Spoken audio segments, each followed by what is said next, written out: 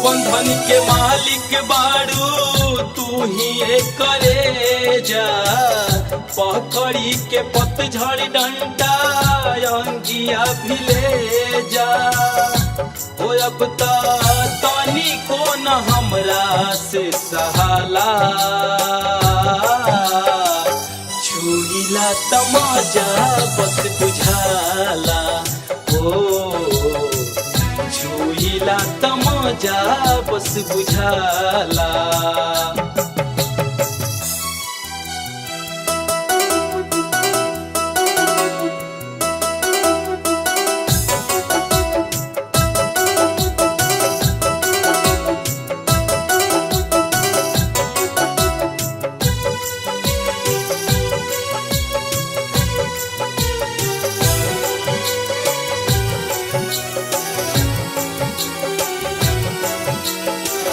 चढ़ली जवानी तोरा मारेला उठानी, देखी के समान हमारे फुफुकार रानी। चढ़ली जवानी तोरा मारेला उठानी, देखी के समान हमारे फुफुकार रानी। अखिया से उतरे नाही जोबन के कटिंगावा, मलाईदारी ओठा बाबू भौआ के सेटिंगावा। हो अब तोहरा से दूर न रहाला, छुईला तमाजा बस बुझाला। छुईला तमाजा बस बुझाला।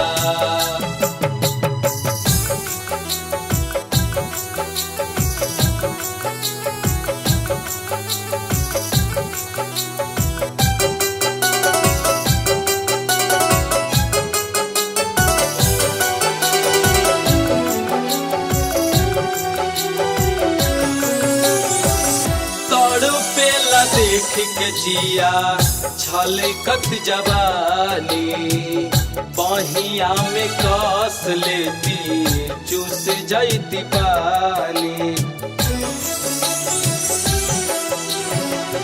तड़पेला देख के जिया छलकत जवानी, बहिया में कस लेती चूस जाती पानी। सीना के उठान देखी मन बहुराला, नोच के छिबा जैती ऐसन बुझाला। हो आज खोली दाना जोबाना के ताला, छुईला तमाजा बस बुझाला। छुईला तमाजा बस बुझाला।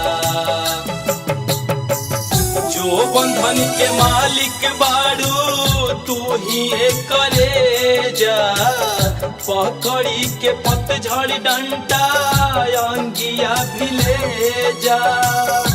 हो अब तनी को न हमरा से सहाला,